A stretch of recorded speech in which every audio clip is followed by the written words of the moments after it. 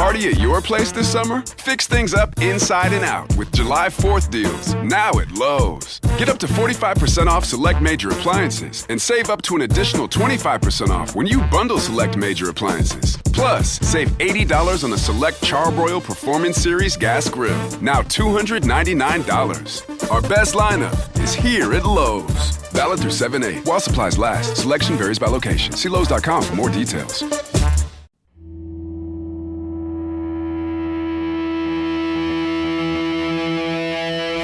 Plagiarizing Patriots, human chickens, and Canadian character assassination? All that and more on this bonus episode of Our Fake History. Roll the bonus theme.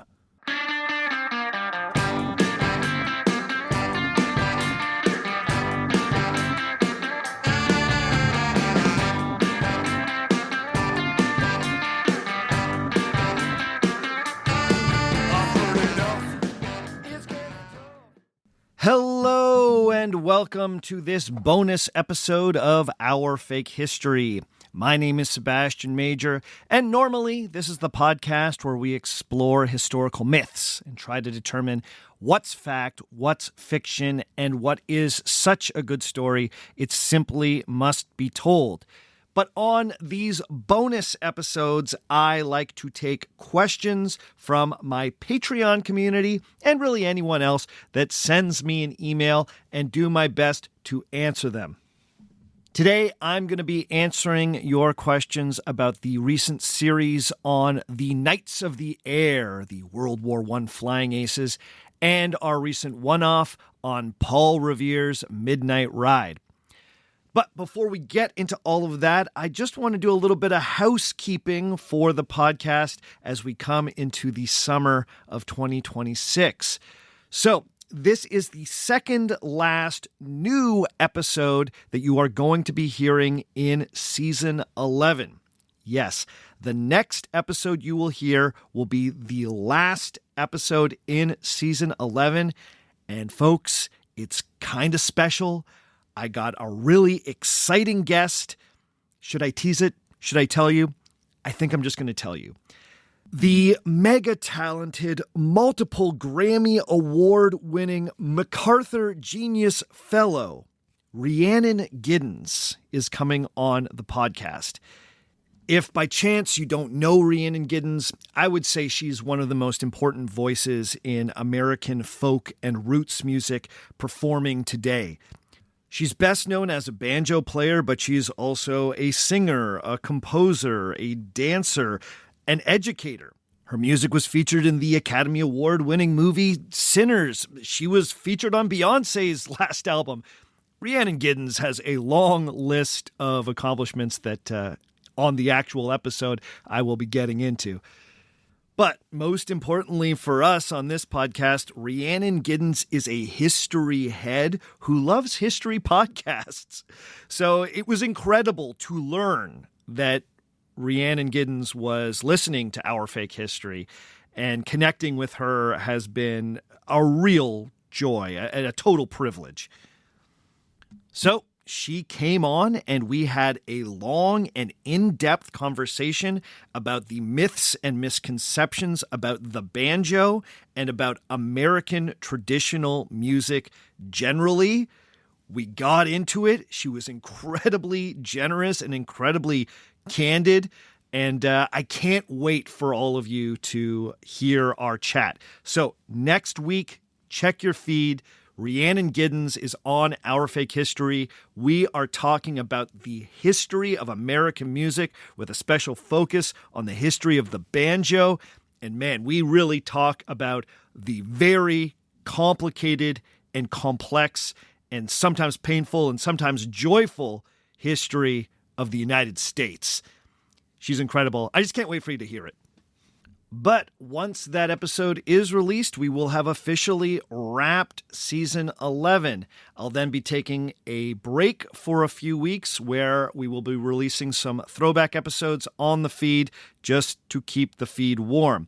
I will be recording some new introductions for all of those episodes, reflecting on what has changed since I originally released them. If you are a patron, during the summer break, I'm going to be releasing a special patrons-only extra episode just for you. I'm going to be seeing the movie The Odyssey. Yes, Christopher Nolan's new adaptation of the epic poem is coming to our screens, and boy oh boy, I am excited about this. You folks know me. I'm a mythology head. I love the Greek epics. This is something that I've covered before on this podcast. If you want to get hyped for the Odyssey with me, maybe go back to season 1 and re-listen to my Trojan War trilogy that I put out, those many years ago. But on this extra episode, I'm going to be doing a movie review of The Odyssey. I'm going to be considering how well it adapts the epic poem. I'm going to be considering the artistic choices made by the director. I'm going to be considering the historical accuracy, if you can even talk about historical accuracy when it comes to a text like The Odyssey. We'll get into it. I'm also going to be thinking about if it works as a movie. Joining me is going to be an old podcasting buddy, John Brooks. He himself is a movie podcaster. We're going to be chatting it up about The Odyssey. So if you want to hear that extra, then you need to start supporting at $3 or more. That episode will be dropping for the patrons in about 2 to 3 weeks after the movie is released in theaters. I'm also pumped to see The Odyssey because I think it's going to get me excited to go with a group of Our Fake History listeners to Greece this September. Friends, we are doing it. We sold out the trip to Greece. I can't believe it. Enough of you were excited to come with me on this amazing adventure, and wow, we sold out the whole trip.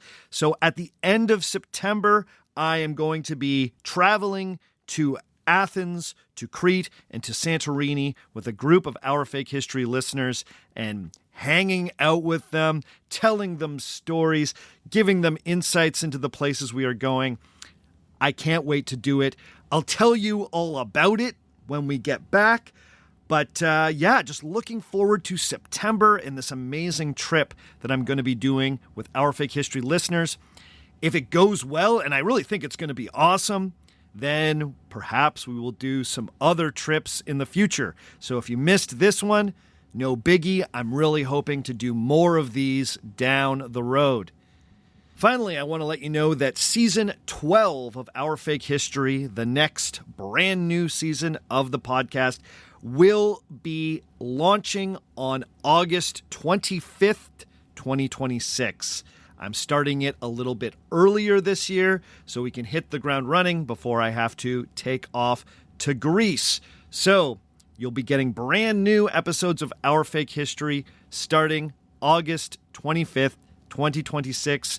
Do not unsubscribe. I'm coming back quick this year from the summer break.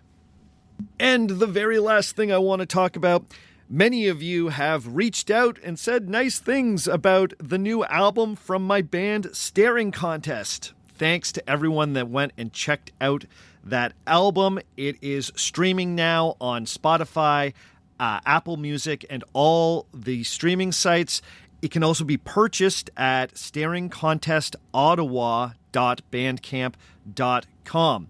I'm going to be playing another new song from Staring Contest at the very end of today's show. So if you're curious about my guitar playing, if you like jangly indie rock with amazing female vocals, then stick it out to the end of today's podcast and you can hear another song from Staring Contest.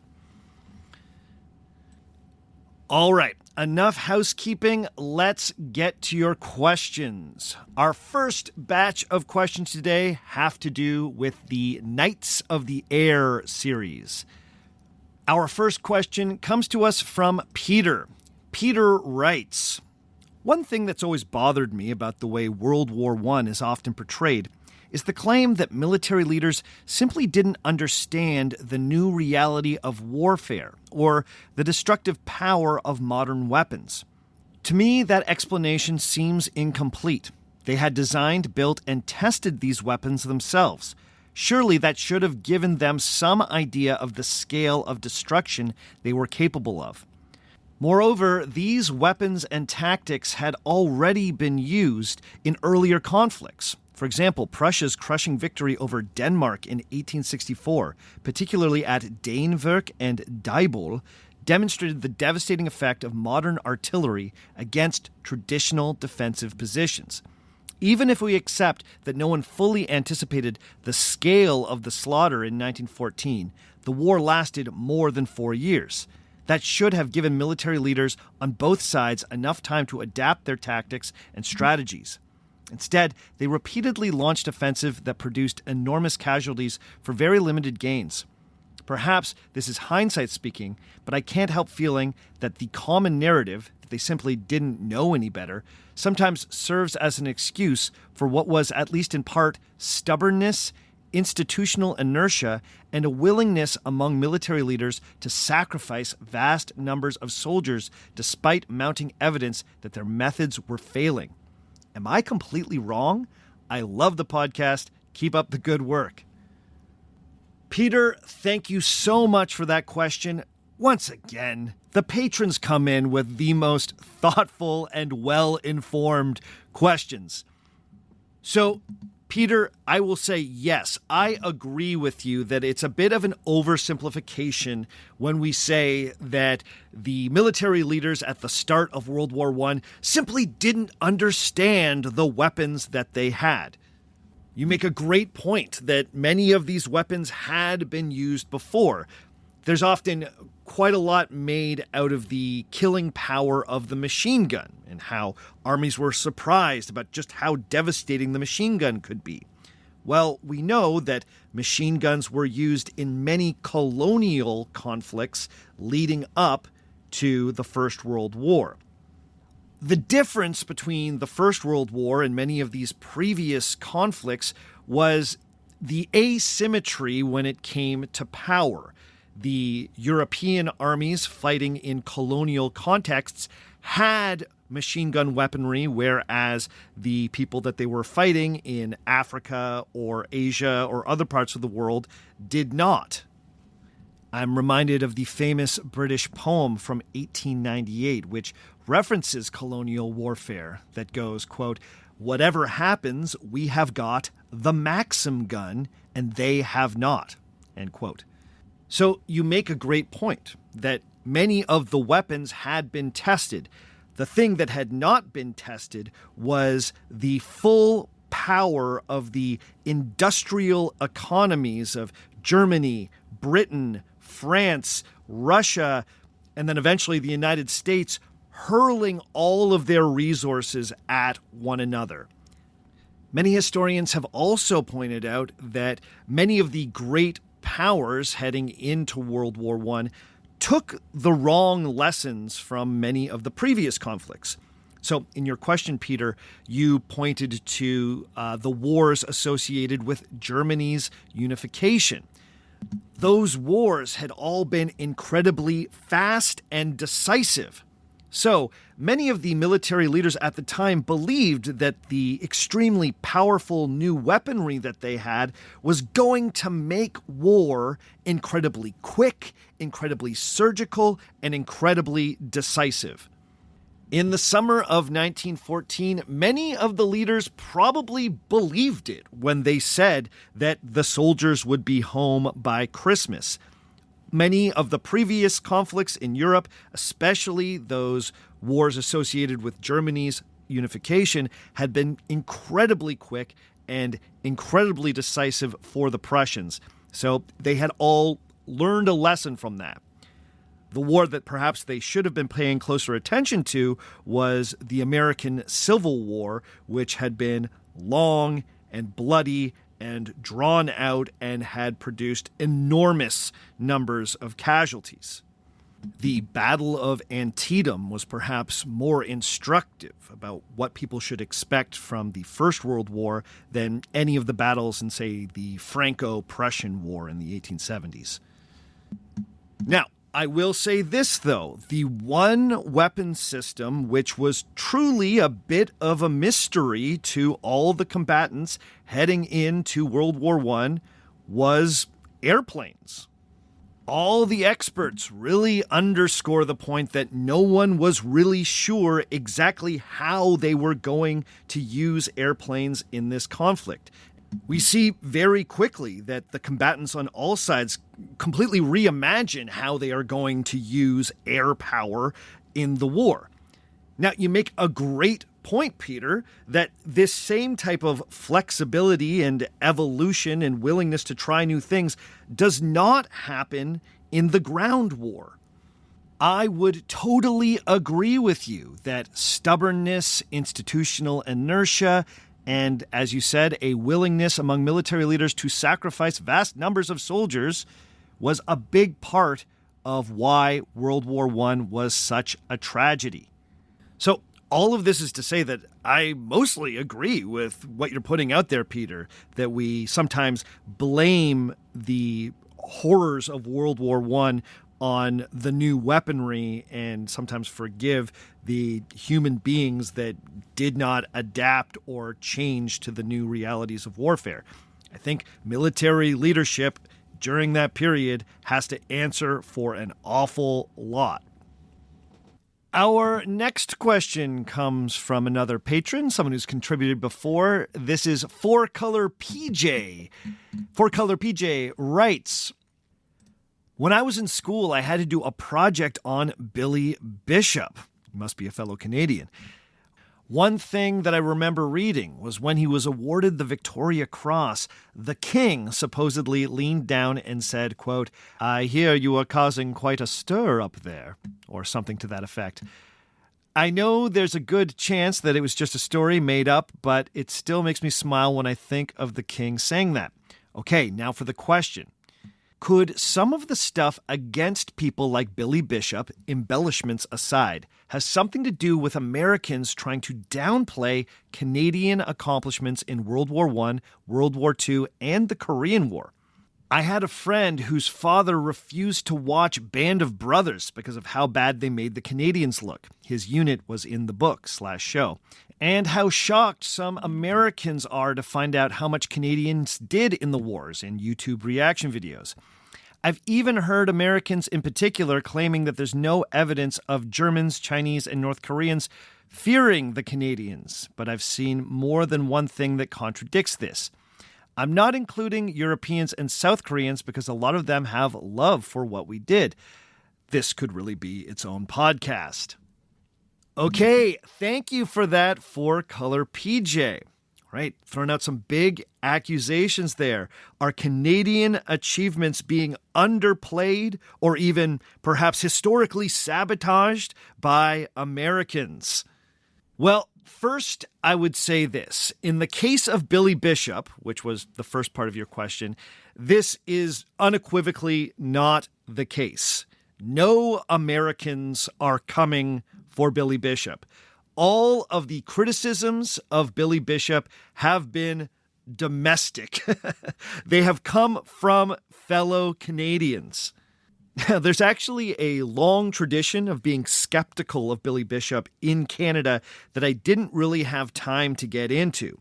So back in the late 60s, there was a famous play called Billy Bishop Goes to War. I believe it was originally staged in Vancouver. It's since become a bit of a Canadian classic. In that play, Billy Bishop comes across like a braggadocious blowhard type. Now, the playwrights stop short of calling him a liar when it comes to his greatest achievements, but they do present him as a hero that deserves to be taken down a peg. That play has been staged across Canada countless times over many decades. So there's been a long tradition of Canadian artists looking, askance at Billy Bishop. Then in the early 80s, there was this very controversial documentary, perhaps you could call it a docudrama, that out and out called Billy Bishop a liar. It was so controversial that there had to be a Senate hearing here in Canada to get to the bottom of if the claims in this documentary were legit. Now, this documentary was not very well made. The people that created it did not do a very good job of backing up their accusations about Billy Bishop. So the Canadian Senate basically said that that documentary needed to be relabeled a work of fiction, and all the criticisms that were made in that documentary were more or less sidelined or made to seem completely frivolous. It wasn't until the early 2000s when Brereton Greenhouse published his book, The Making of Billy Bishop, that many people started taking the criticisms of Bishop seriously. Brereton Greenhouse was a well-known Canadian military historian. He had worked for Canada's Department of Defense. This was a man with serious credentials who did serious research, whose book was quite hard to argue with. Now, of course, his conclusions are still controversial, but when I was making my points about Billy Bishop, I was pointing to the work of Dr. Greenhouse. So all of this is to say that the debate about Billy Bishop has been a Canadian debate. I'm sorry to say it, but we are really the only people in the world who care about Billy Bishop. He's our hero. He's our complicated historical figure, and it has been Canadians who have litigated his legacy. No Americans were swooping in to try and do our guy dirty. And if there were, believe me, I would tell you. But I will say that you do have a point when it comes to Americans being unaware of Canada's military legacy. I don't think there are Americans out there who are trying to sabotage our history or create historical misconceptions about Canada.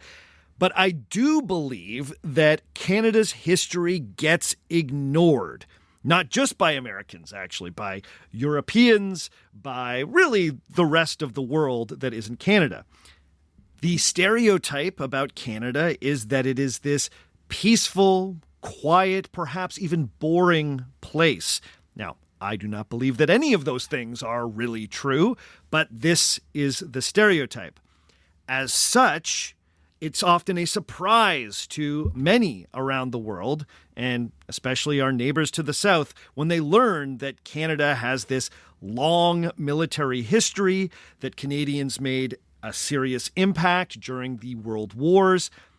Many are especially shocked to learn that during World War I, Canadians had a reputation as particularly fearsome soldiers. Now, we could debate how much the idea of Canadian stormtroopers, quote unquote, has been an exaggeration, but it was a conception that was out there. But I think I understand the spirit of your question because as a Canadian, I understand the frustration that can occur when we are faced with the ignorance that is out there about Canada. When you live here, it's sometimes shocking when you learn how little other people actually think about us.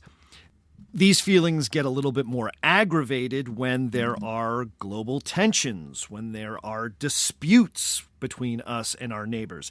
Right now, we are living through one of these disputes, and it can be especially aggravating when government officials who are working with Canada show that they really have not done any homework on our country, that they don't really know anything about it, that they don't really know anything about us, that they haven't even really been paying attention to the last few months of news between our countries. You know, this stuff does get frustrating, but I don't think we should go so far as to assume that nefarious Americans are out there trying to change Canada's historical reputation abroad. I think we are just being ignored. I don't think we are being sabotaged. Those are my thoughts on that.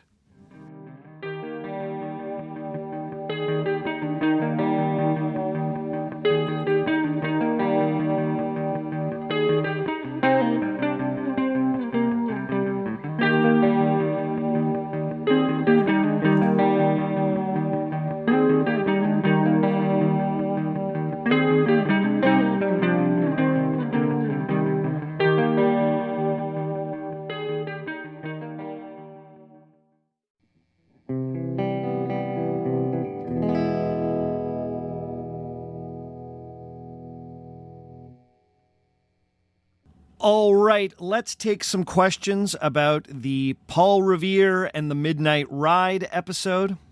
I will say thank you to everyone that reached out about this particular episode. I obviously timed it so it aligned with the 4th of July, America's big anniversary. And so I've really been touched by all the messages I've gotten from my American listeners telling me that they either learned something or that they appreciated how I approached the topic. So thank you so much for all the kind messages. One that really stuck out was just a comment on Patreon. Davey on Patreon said, "You made this jaded American anarchist cry with that ending." Wow, Davey. That really warms my heart. I think I came into the topic feeling very irreverent about American myths, and I was ready to maybe throw some cold water on some of America's ideas about its heroes. But when I got into the details of the Paul Revere story, I found myself moved. I found myself admiring certain aspects of the independence movement in the United States. Now, I hope I didn't get swept away by all of this. We all know that America's history is incredibly complicated and filled with contradictions, but the Paul Revere story, or at the very least, the story of the Midnight Ride, is a great tale, and the real story, I think, is so much better than the myth. So I'm glad I got an opportunity to tell you all about it. Our first question on this episode comes to us from Jonathan on Patreon. He writes, "I'm curious why you think Paul Revere became Longfellow's chosen hero rather than Dawes." I believe he means William Dawes there. Smooth-talking William Dawes. Also, how long generally does it take for historical events to get the quote-unquote great PR that makes them popular with historical lay people like me? Thanks so much for the question, Jonathan. I think there's a fairly straightforward reason why Paul Revere was elevated to the status of American hero in Henry Wadsworth Longfellow's poem, and William Dawes was forgotten. One is that Longfellow was trying to simplify the event to turn it into a very digestible and understandable moment that he believed could inspire the country. Longfellow wasn't just trying to teach American history, he was essentially creating patriotic propaganda.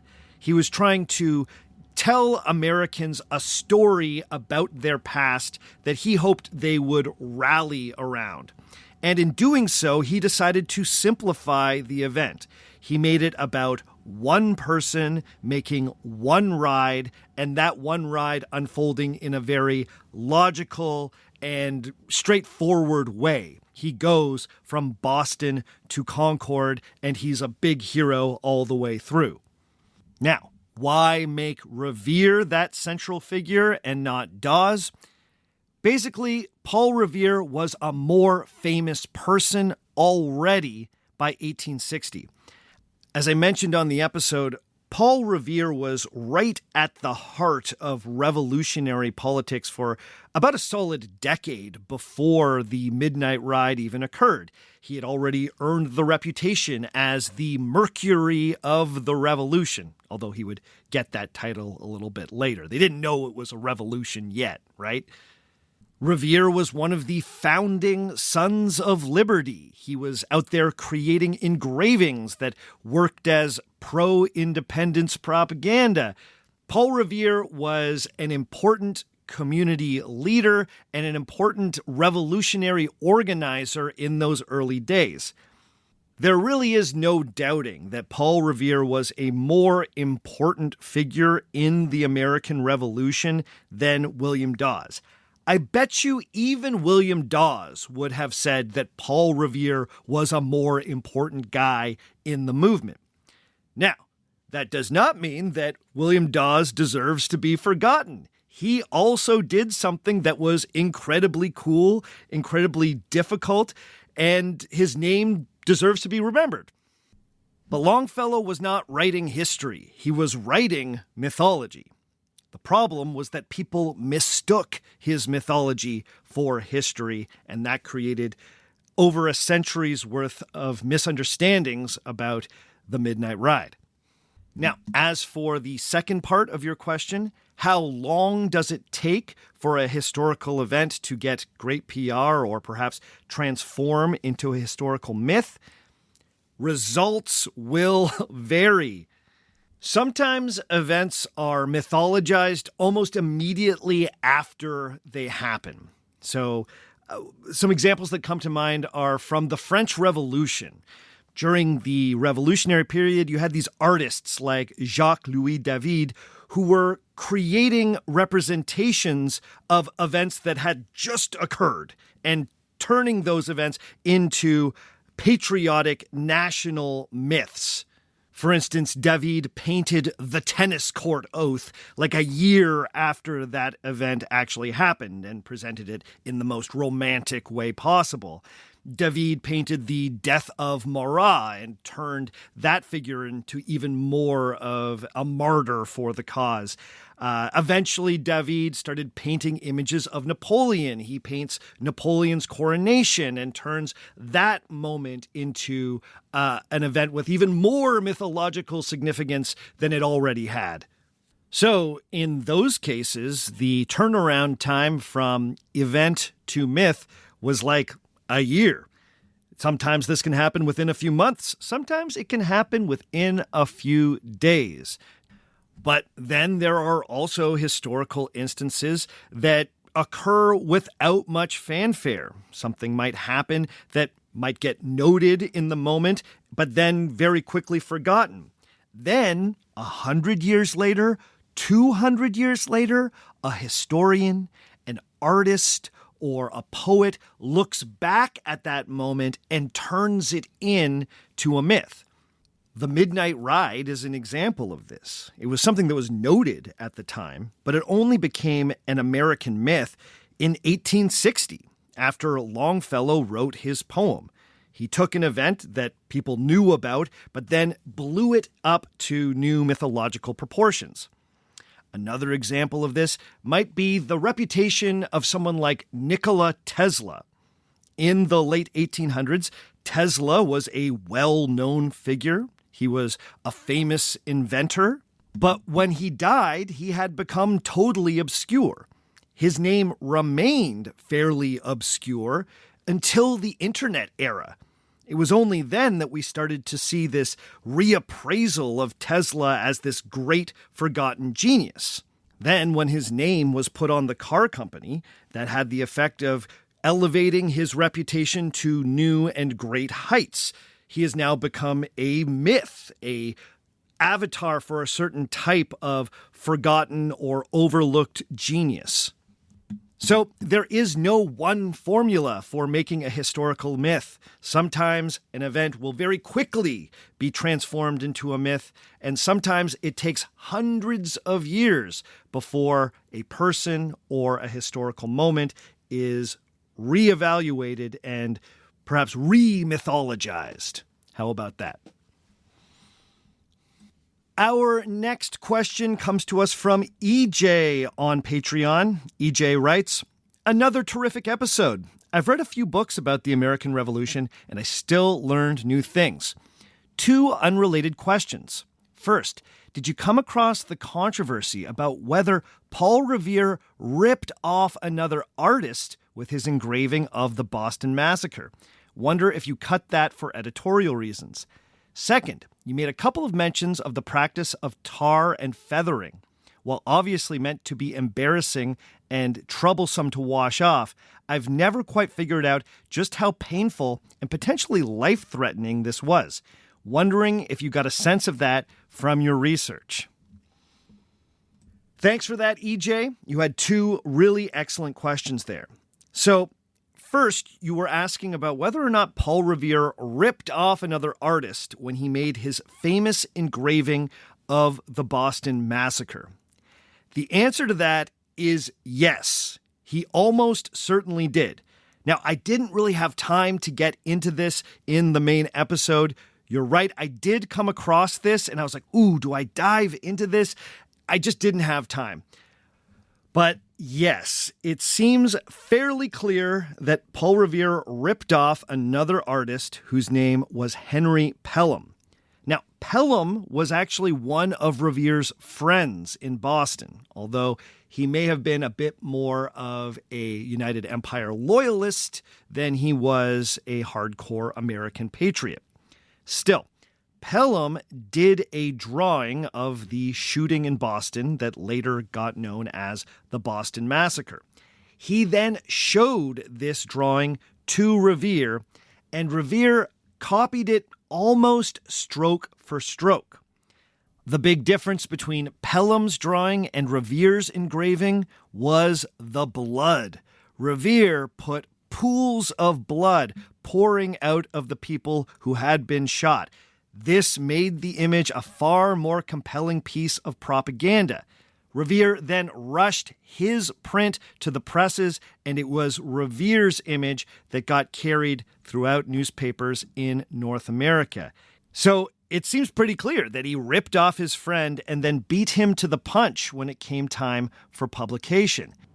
Now, in recent years, historians have uncovered an angry letter from Henry Pelham to Paul Revere from 1770, and I'll just quote a few choice lines. It reads, "Sir, when I heard that you were cutting a plate of the late murder, I thought it was impossible, as I knew you were not capable of doing it unless you copied it from mine, and as I thought I had entrusted it in the hands of a person who had more regard to the dictates of honor and justice than to take the undue advantage you have done of the confidence and trust I reposed in you." End quote. He ends the letter by writing, quote, "If you are insensible of the dishonor you have brought on yourself by this act, the world will not be so. However, I leave you to reflect upon and consider of one of the most dishonorable actions you could well be guilty of." End quote. Now, I like that because Henry Pelham is basically saying, history will be your judge, dude. If you can't come clean and let people know that you ripped me off, history will condemn you. Now, sadly for Henry Pelham, history did not really condemn Paul Revere. He became a big hero. Everyone totally forgot about his plagiarism, if they ever even knew about it in the first place. But on this podcast, we care about figures like Henry Pelham, so I will say it here, justice for Henry Pelham. He deserved credit for making that original drawing. Paul Revere, you're a stinky rat for ripping him off. Now, should this incident totally change our opinion of Paul Revere as a historical figure? Not necessarily, but it's up to you. This is part of the historical tapestry that creates a real human being. He did some really admirable things. He did other kind of sketchy things because that's what people do. So, Paul Revere, kudos on the midnight ride, but shame on you for doing Henry Pelham a little dirty. All right, now the second part of your question had to do with the practice of tarring and feathering someone. In short, yes, this was a considerably more painful and kind of horrific practice than it's sometimes made out to be. A really good description of what tarring and feathering was actually like in the Revolutionary period comes from the American Battlefield Trust. So I'm just going to quote from them directly to give you a feel for what it was actually like to be tarred and feathered. Quote, "First, the attackers would strip the person of their clothes. Usually they would only strip off their shirt, but sometimes they would be stripped of all their clothes. Next, they would pour or brush hot pine tar all over their body. Pine tar was frequently used by sailors in port towns for waterproofing ships and sails. This pine tar was not as hot as modern petroleum-based tar when heated, but it would often blister or burn the skin. While pouring the tar on their skin was extremely painful, the punishment was not meant to be deadly, and no one was known to have been killed as a result of tarring and feathering. They would then cover this tar with feathers, resulting in the person having the humiliating appearance of a chicken or a large bird. On at least one occasion, the colonists lit the feathers on fire to burn the skin underneath. The person would then often be placed on a cart or forced to sit on a wooden rail and then would be paraded through the streets of the town to make a mockery of them. End quote. So, yeah, it was pretty brutal. It wasn't deadly, but it was extremely painful, and it sounded like people were pretty severely burned after they were tarred and feathered. So we shouldn't imagine this as some sort of prank. It was a very intense and painful form of punishment.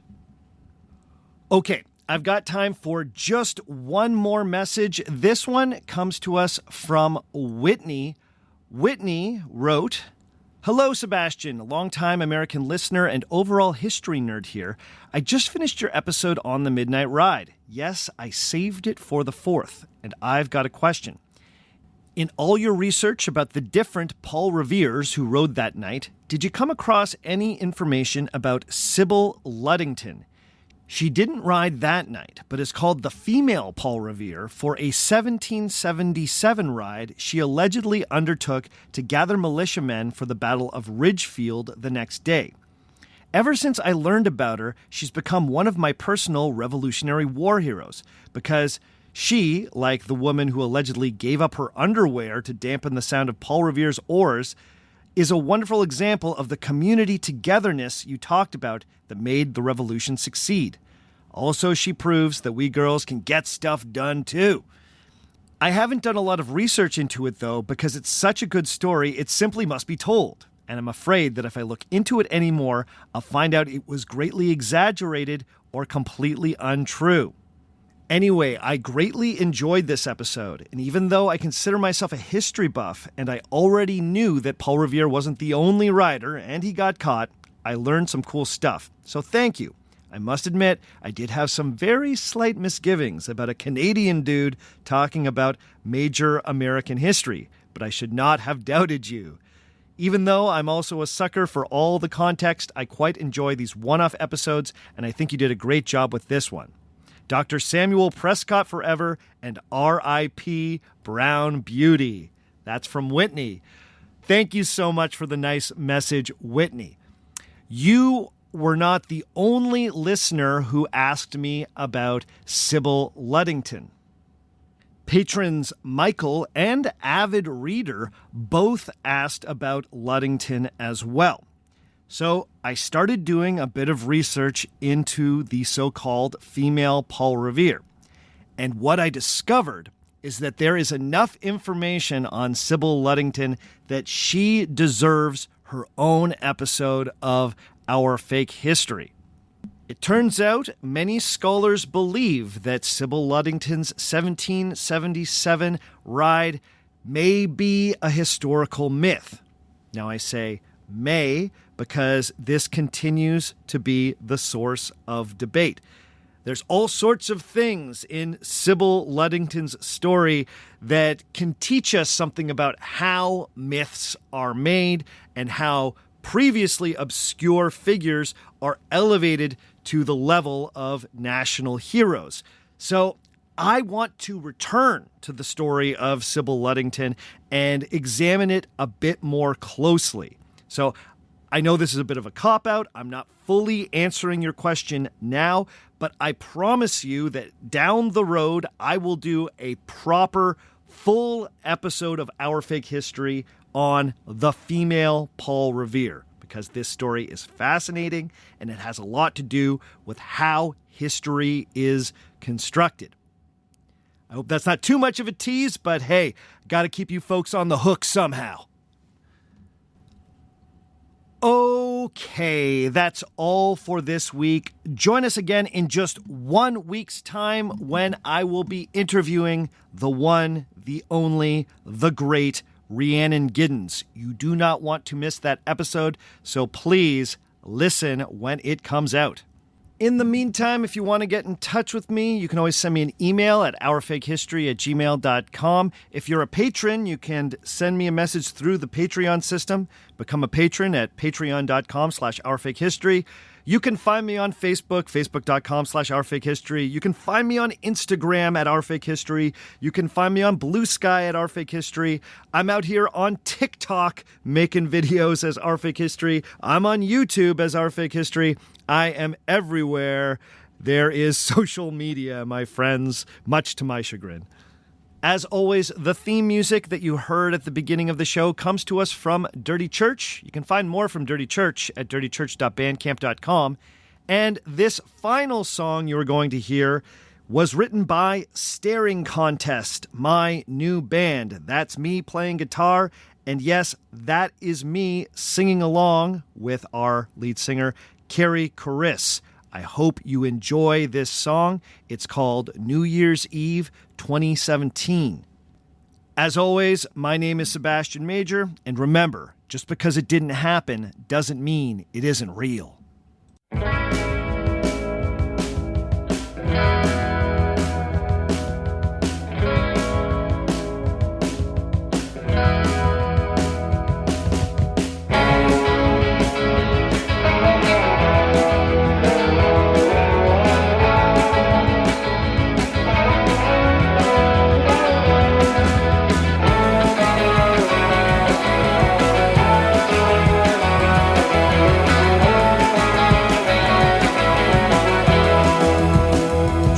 Like a bust that New Year's Eve, last seconds of 2017, we were kissing goodbye.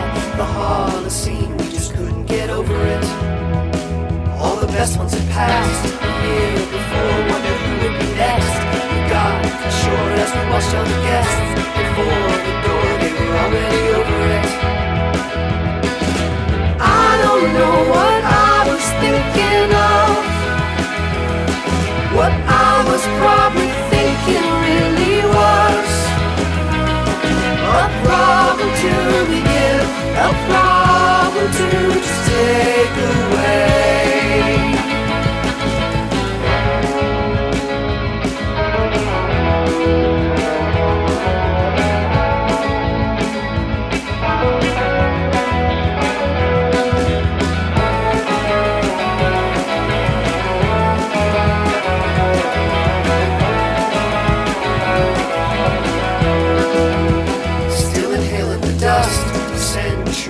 Found someone to trust.